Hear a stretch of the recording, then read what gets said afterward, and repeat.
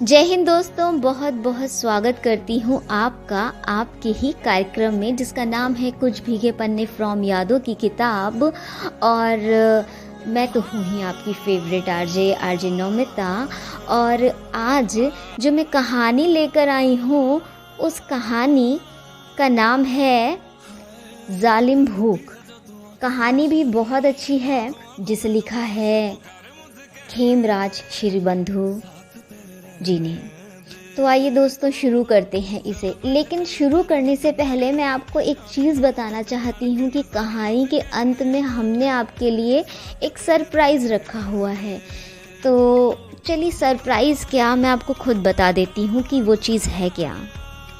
तो सरप्राइज़ ये है कि प्रोग्राम के अंत में हम आपको किसी से मिलवाना चाहते हैं। चलिए इनका नाम बता देते हैं। ये है, उनका नाम है श्री सचिन शर्मा जी, आईपीएस ऑफिसर। तो कैसे अपनी ज़िंदगी को, चाहे आप जॉब पर हों या फिर घर में स्टडी कर रहे हों, कैसे आप अपने आप को मोटिवेट कर सकते हैं और स्टडी के दौरान आपको क्या क्या चीज़ें करनी चाहिए। लेकिन ये इंटरव्यू आपको कहानी ख़त्म होने के बाद सुनाया जाएगा, तो बने रहिए हमारे साथ। सूरज की प्रथम किरण के साथ चिड़िया चहचहाने लगी। परिंदे अपने घोंसले को छोड़कर वन की ओर निकल पड़े थे। किंतु सेठ धनपत की नींद शायद अभी तक पूरी नहीं हुई थी। फिर भी वे अपनी खुली तोंद पर हाथ फेरते हुए बंगले के सामने पार्क में टहल रहे थे। इसमें उनका शेरू भी उनका पूर्ण ईमानदारी से साथ दे रहा था। बीच बीच में बड़े प्यार से अपने शेरू के कानों में उंगलियां चलाने में पीछे नहीं रहते। शायद उनको ऐसा करने में एक असीम आनंद प्राप्त हो रहा था। स्वाभाविक भी है कि उनके अंदर एक आत्मविश्वास की आवाज़ निकल रही थी। वे मन ही मन कहते, मेरी संपूर्ण करोड़ों की संपत्ति का रक्षक तो यह एक वफादार कुत्ता शेरू ही तो है, जो सुबह से शाम तक किसी को बंगले के आसपास फटकने तक नहीं देता। किसी की मजाल है जो उसके सामने आ जाए, भो भो करके जैसे कानों के पर्दे फाड़ देता है। अचानक एक जानी पहचानी आवाज़ कानों से टकराई। मालिक, कौन है? जी, मालिक मैं लक्ष्मी। अच्छा लक्ष्मी, तुमको अब जाकर दिन निकला? कितने दिनों से तू कहाँ मर गई थी? तीखे स्वर में सेठ जी चिल्लाए। जी मैं बीमार थी, बुखार से तप रही थी, इसलिए काम पर नहीं आ पाई। अब किस लिए आई हो नालायक बेवकूफ़? जी मुझे थोड़ा अनाज और 100 रुपये चाहिए। मैं और मेरे बच्चे 2 दिन से भूखे हैं। घर में अन्न का एक दाना तक नहीं है। हुजूर थोड़ा सा 2-4 पाई अनाज मिल जाता तो बड़ी दया होती। मैं डॉक्टर को भी अपनी तबीयत दिखा दूंगी। सेठ धनपत दहाड़ा। बेहया, बेशरम, तुझे शर्म नहीं आती? एक तो 4 दिन से काम पर नहीं आई, ऊपर से अनाज और पैसा मांग रही है। क्या बिरद बट रही है या हराम का भरा पड़ा है जो तुझे दे दो? पुराना 200 रुपया भी तो तेरी तरफ है। बेचारी लक्ष्मी रुआसी होकर गिड़गिड़ाने लगी, लेकिन पत्थर दिल सेठ जी का हृदय नहीं पसीजा। वह किसी जल्लाद की तरह कठोर आवाज में गरजा। अरे रामू कहाँ मर गया रे? इस कलमुही को निकाल जरा बाहर। सुबह सुबह कहाँ से चले आते हैं। रामू दौड़कर आया और उसने धक्के देकर लक्ष्मी को बाहर का रास्ता दिखा दिया। बेचारी धड़ाम से चक्कर खाकर जमीन पर गिर पड़ी। आंखों से आंसू टपकने लगे। बेचारी बड़ी आस लिए आई थी। उसे मांगने का अधिकार भी था, चूँकि वह 10 बरस से यानी 10 वर्षों से सेठ जी के घर में झाड़ू पोछा एवं बर्तन का काम जो करती थी, अब अनायास उसकी तबीयत खराब हो गई। तो उसमें भला उसका क्या दोष? बच्चे भी अभी छोटे छोटे थे, उनके पढ़ाई लिखाई का खर्चा भी अभी उसी के कंधों पर था। उसका पति सेकराम भी उन्हीं के घर कमर तोड़ मेहनत करते करते क्षय रोग से पीड़ित होकर 2 वर्ष पूर्व चल बसा था। आखिर क्या करती बेचारी? उसकी तरफ से बोलने वाला कौन था? आखिर चक्कर खाकर गिर जाती है, अपनी फूटी किस्मत पर आंसू बहाते हुए भूख के मारे बिलखती रहती है। सारा बदन सूरज की तीव्र रोशनी में और भी तीव्रता से तपने लगा था। अरे रामू, जा शेरू के लिए बिस्किट तो ले आ। जी मालिक, कल ही लाया था, पर उन कुत्ते ने पेशाब कर दी थी तो पूरे खराब हो गए। अरे मूर्ख, बात करने की तमीज नहीं है क्या? तेरी अकल मर गई है? मेरे शेरू को कुत्ता कहता है? सेठ जी जैसे बौखला गए। जी मालिक, गलती हो गई जी। बेचारा चुप हो गया, विचार करने लगा। कुत्ते को कुत्ता कहे और नहीं तो क्या कहे? क्या कुत्ते को कुत्ता कहना भी गुनाह है? इस कुत्ते पर इनका इतना प्रेम है, और वह अभागन लक्ष्मी जो इनके घर में काम करती रही, सबकी सेवा करती रही, कुत्ते को हर दिन नहलाती धुलाती थी, उसके प्रति इनके मन में कोई दया नहीं। ये इंसान नहीं, हैवान है। यह इस कुत्ते से बड़ा क्या सांप सूंघ गया? मैंने 3 बार आवाज लगाई, ले 100 रुपये और मेरे शेरू के लिए बिस्कुट ले आ। जी सेठ जी। सेठ सेठानी द्वारा कुत्ते का बड़ा ध्यान रखा जाता था। उसकी देख रेख और सेवा के लिए नौकर चाकर थे। उसके सोने के लिए मखमली गद्दे, यहाँ तक कि खाने पीने की कोई कमी नहीं थी। काजू किशमिश, दूध, रोटी, ब्रेड तथा ताज़ा मटन दिया जाता था। अचानक मुनीम कांति भाई कमरे में दाखिल हुआ और बोला, मालिक, पूना से खान साहब की गाड़ी आई है, 200 बोरे गेहूं लदा है, कहाँ खाली करवाएं? अरे भाई, ये भी पूछने की बात है, पीली कोठी में रखवा दो। मालिक, हाँ, लेकिन वो कोठी तो फुल भरी हुई है मालिक। हाँ, लेकिन उसमें का 50 बोरा गेहूं खराब हो चुका है, उनको खाली करवाकर जैसे तैसे बात बन सकती है, कांति भाई ने सुझाव दिया। ठीक है, ऐसा ही करो, लेकिन मालिक, इनका क्या करें, कहाँ गिरवाएं? अरे ये क्या छोटी मोटी बातें पूछते हो, जाओ किसी नाले या दरिया में फेंकवा दो। सेठ जी की नज़र जैसे ही बाहर पड़ी तो देखा 5-10 लोग हाथ में कागज़ पत्तर लिए खड़े हैं। वे आपस में कुछ काना फूसी कर रहे थे, जैसे किसी बड़ी योजना का ताना बाना बुन रहे हो। सेठ जी ने पुकारा, अरे रामू, रामू। जी मालिक। ज़रा बाहर देखना कौन कौन लोग खड़े हैं, अभी तो चुनाव को शायद 4 माह शेष हैं।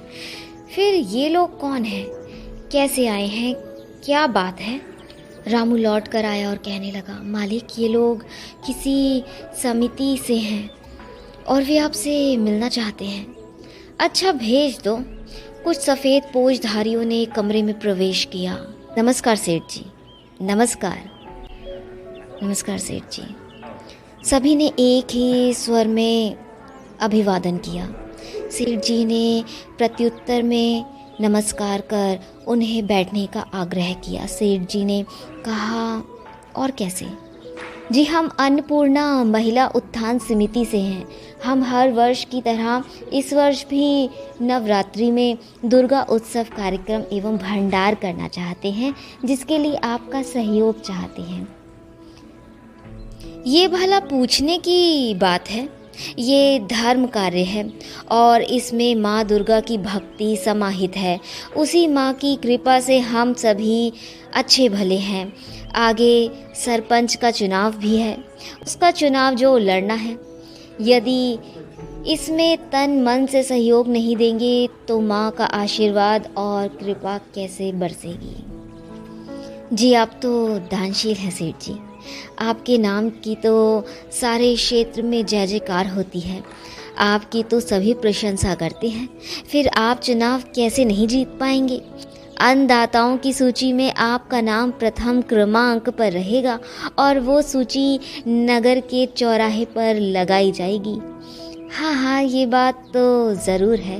वैसे भी हम ऐसे कामों में पीछे नहीं रहते। मुनीम जी जरा इन्हें 10,000 रुपये का चेक और 10 बोरा गेहूं दे दीजिए, सेठ जी ने कहा। आसमान साफ हो चुका था। नगर की गलियां दुल्हन की तरह सजाई गई थी। चारों तरफ रोशनी जगमगा रही थी। नगर के बच्चे, बूढ़े, नवयुवक एवं युवतियां सज सवर कर नाचते गाते जुलूस में चल रही थीं। कोई माँ दुर्गा के तो कोई माँ काली के गीत गुनगुना रहे थे। ऐसा लग रहा था जैसे नगर में एक साथ कई बारातें ढोल धमाके के साथ चल पड़ी हों। नगाड़ों की आवाज़ कानों के पर्दे फाड़े जा रही थी। पटाखे की आवाज़ से सारा गगन गूंज रहा था। लोग एक दूसरे को गुलाल लगा रहे थे और खुशी खुशी गले मिल रहे थे। सेठ जी इस जुलूस में ऐसे प्रसन्नचित चले जा रहे थे जैसे कोई योद्धा युद्ध जीत कर खुशी खुशी चला जा रहा हो। माँ दुर्गा की मनमोहक प्रतिमा सुंदर रथ पर सवार थी। पंडाल बहुत सुंदर बना हुआ था, जो रंग बिरंगे वस्त्रों से तैयार किया गया था। आकाश में उड़ता हुआ गुलाल जैसे नीले आसमान का रंग परिवर्तित करने में आमादा हो चुका था। मंद मंद हवा बह रही थी। रथ चला जा रहा था। माँ दुर्गा के हाथों में सुशोभित त्रिशूल संपूर्ण साज सज्जा को चार चांद लगा रहा था। सिंह वाहिनी माँ दुर्गा की छवि बड़ी ही अनुपम एवं निराली प्रतीत हो रही थी। भक्तगण माँ दुर्गा का जयकारा लगा रहे थे तो कुछ लोग सेठ धनपत की जय जयकार कर रहे थे। भीड़ चली जा रही थी कि अचानक रथ के पहिए थम गए। लोग इधर उधर से भागा दौड़ी कर रथ के सम्मुख इकट्ठे होने लगे। नगाड़ों की थाप थम चुकी थी। जयकारों ने विराम ले लिया था। रथ के पहिए के नीचे खून से लथपथ एक फटे पुराने वस्त्रों में लिपटी अधेड़ उम्र की महिला कुचल गई थी। उसके शरीर से खून बह रहा था। उस बेचारी की माँ काली की भक्ति जीभ बाहर आ गई थी। उसके एक हाथ में पत्तल थी जिसमें आधी रोटी पड़ी हुई थी और आधा निवाला उसके मुंह में था, जो शायद उसकी दरिद्रता और बेबसी की दास्तां बयां कर रहा था। कपड़े बिखर चुके थे। चिथड़ों में लिपटा अधनग्न शरीर। उसके दाएं हाथ पर एक नाम गुदा हुआ था, लक्ष्मी। वही लक्ष्मी। हे ईश्वर, आज भूख की ज्वाला ने शक्ति रूपी देवी के पैरों तले उसे रौंद दिया था। वाह भगवान, वाह! क्या उसकी काया पावन हो गई थी या उसे इस नरकीय जीवन से मुक्ति मिल चुकी थी। धन्यवाद। खेमरा श्री बंधु आदर्श। दोस्तों, आज के लिए बस इतना ही। लेकिन जाने से पहले आज मैं आपको किसी से मिलवाना चाहती हूँ। दोस्तों, जैसा कि प्रोग्राम की शुरुआत में ही हमने आपको बताया था कि कहानी के अंत में हम आपको किसी से मिलवाएंगे, तो आइए दोस्तों मिलते हैं उनसे। वो है उज्जैन के IPS ऑफिसर श्री सचिन शर्मा जी। तो एक मुलाकात सर के साथ। सर ने अपने इस इंटरव्यू में जीवन को एक सही दिशा देने के बारे में बताया है कि चाहे आप जॉब पर हों या स्टडी पर हों या स्टडी कर रहे हों या जीवन में कुछ भी कर रहे हो, तो ये चीज़ें आपके जीवन में काम आएंगी। और इस इंटरव्यू को मेरे एक मित्र जिनका नाम सिद्धार्थ है उन्होंने दिया है। तो आइए दोस्तों सुनते हैं इस इंटरव्यू को। यहाँ पे हम मिलने वाले हैं यहाँ के SP IPS Sachin Sharma sir से, जो कि 2014 बैच के आईपीएस ऑफिसर हैं। न्यू स्टूडेंट होते हैं कि जिन्होंने जस्ट अभी तैयारी शुरू करने का सोचा या अभी जस्ट शुरू किया है, तो उनको शुरुआती दौर में काफ़ी दिक्कतें आती है। तो उनके लिए आप क्या बताना चाहेंगे कि आपको क्या दिक्कतें आ रही थी एंड उस पर आपने कैसे काम किया? जैसे न्यूज़पेपर वाला एक्सपीरियंस के लेके जो खास चुनौती होती है वो मुझे लगता है एक तो फोकस और सेल्फ डिसिप्लिन। फोकस इसलिए कि कई बार होगा ये आपके साथ कि कई ऐसी चीजें हैं कि आप कहीं पे शिफ्ट हुए तो आपको पानी सूट नहीं किया, आपका डाइजेशन आपका गड़बड़ा जाएगा, आपका सर दर्द हो जाएगा, खाना आपको वहां पे जहां आप दिल्ली में करोल बाग में रहेंगे वहां अच्छा नहीं मिलेगा, काफी ऑयली रहेगा, उससे आपको अलग अलग समस्याएं होंगी। तो आपका जो फोकस है पढ़ाई पे वो नहीं रह पाएगा। कई बार आपके जो दोस्त होंगे, फ्रेंड सर्कल होंगे, वो ऐसे होंगे जो अच्छे स्तर से आते होंगे, जिनको बहुत ज्यादा एक फायर या जो एनर्जी है, जो रिक्वायरमेंट है यूपीएससी की तैयारी में, वो उनके अंदर नहीं होगी। तो मेरा आप सभी को सजेशन यही रहेगा कि दोस्त आप जो बनाएं वो बने पहले तो बहुत ज्यादा फोकस्ड हो, बहुत ज्यादा एक्सेप्शनल हो, खासकर अपने एफर्ट में। मतलब एक्सेप्शनल मैं मेरिट की बात नहीं कर रहा हूँ, पढ़ाई या नॉलेज की बात नहीं कर रहा हूँ। एक्सेप्शनल वो सिर्फ और सिर्फ अपने एफर्ट में हो कि वो जिसे तपस्या या जो साधना कहते हैं वो पूर्णतः जो है पढ़ाई को वो अपना समय और ऊर्जा दोनों दे सकें।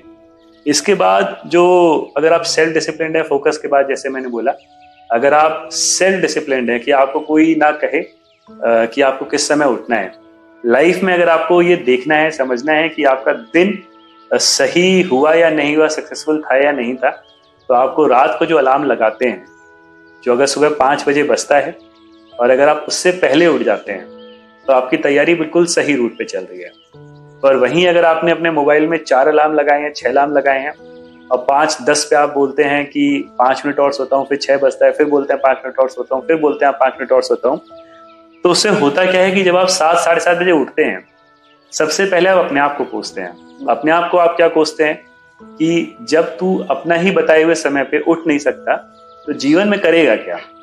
तो इसलिए नहीं कि आपके पेरेंट्स देख रहे हैं, आपके दोस्त देख रहे हैं, कोई और देख रहा है, आपने अपने लिए जो तय किया है। अभी मैं यूपीएससी तैयारी की बात बिल्कुल नहीं कर रहा हूँ। हाँ, मैं सिर्फ जो समय आप सो रहे हैं और जो समय आप उठ रहे हैं, आप सिर्फ उसको रेगुलेट करिए। अलार्म कभी भी आप लाइफ में 2 मत लगाइए। तो मुझे लगता है धीरे धीरे करके आप ये छोटी छोटी बैटल जब आप जीतेंगे, खासकर अपने आप से, तो बाकी सारी बैटल्स बहुत छोटी हो जाएंगी। जी, तो सर इसमें जैसे कि आपने बताया, तो ये सब चीजें होने के लिए ऐसा क्या कर सकते हैं कि जिससे ये आदत धीरे धीरे सुधरती जाएगी? मैं वापस से थोड़ा सा रिपीटिव हो जाएगा कि जब जब आप खुद से वो चीज करने लग जाएं जो आपके लिए हितकारी है या आपके लिए एडवांटेजेस है, जिसको हम सिंपली अगर कहा जाए तो सेल्फ डिसिप्लिन कहते हैं, कि आपको कितना पढ़ना है, कितना आपको वर्कआउट करना है, कितना आपको वॉक करना है, कितना आपको मोबाइल को टाइम देना है, कितना आपको बाकी जगह पे ध्यान देना है। अगर सिर्फ इसको आप रेगुलेट कर लें कि आपके जो एक्शंस हैं पूरे दिन भर के, कि क्या आप अपने एफर्ट से सेटिस्फाइड हैं, कि जब आपका दिन खत्म हो, खासकर रात को जब आप सोने जाएं और आपको पीछे पलट के लगे कि मैंने आज का दिन खराब नहीं किया। खराब नहीं किया का मतलब ऐसा बिल्कुल नहीं है कि आप पूरे साल भर तक सिर्फ किताब लेके बैठे रहें। अगर अच्छे दोस्त आपके आए, आप उनके साथ जाइए, घूमिए, सब कुछ करिए। जो ब्रेक होता है, फ्रेश आउटिंग्स होती हैं, वो भी लाइफ में बहुत इंपॉर्टेंट होती हैं, पर उसको भी आप उसी हिसाब से फैक्टर इन करिएगा कि अच्छे लोगों के साथ बैठिए, अच्छे लोगों के साथ घूमिए, अच्छा खाइए, और खासकर जब तक आप प्रिपरेशन फेज में हैं तो अपना जो आत्मनिशासन है उसको हमेशा इंटैक्ट रखिए।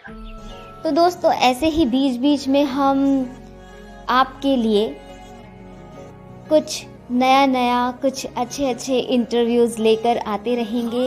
तो सुनना ना भूलें रेडियो उड़ान। आपको हमारा कार्यक्रम कैसा लगा कमेंट करके आप हमें ज़रूर बताएं। इस कार्यक्रम का पुनः प्रसारण गुरुवार दोपहर 2 बजे भी सुन सकते हैं। अभी के लिए मैं यानी आपकी नौमिता आपसे विदा लेती हूँ। अपना ख्याल रखिए, स्वस्थ रहिए, सुरक्षित रहिए और सुनते रहिए रेडियो उड़ान, अ फ्लाइट ऑफ लाइफ, जिंदगी की उड़ान। एक उड़ान ऐसी जिसकी कोई सीमा नहीं होती। जय हिंद दोस्तों, जय हिंद।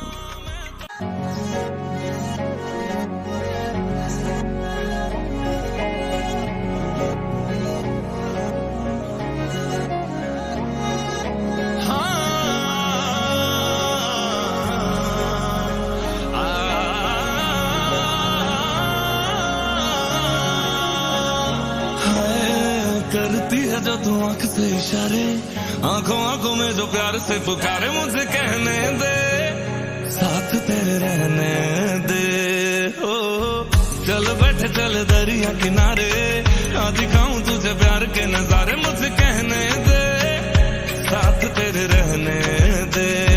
ओ सुन माहिया मैं तां दिल हारिया, सुन हानिया मुझे थाम ले जरा, तू बन जा मेरा सांवरे लट जाने दे मुझे, बन जोगी तेरे प्यार में मिट जाने दे मुझे, तू बन जा मेरा सांवरे लट जाने दे मुझे, बन जोगी तेरे प्यार में मिट जाने दे मुझे।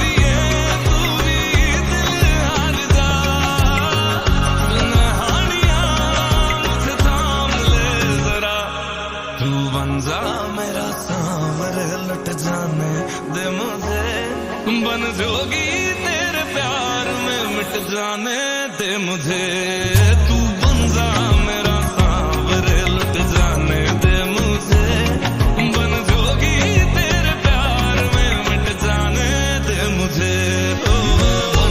बन गया जोगिया तेरा, बन गया जोगिया, तू बन जा मेरा सांवरे, मैं बन गया तेरा जोगिया, जोगिया वे जोगिया वे जोगिया, तेरा बन गया जोगिया, तू बन जा मेरा सांवरे, मैं बन गया तेरा जोगिया।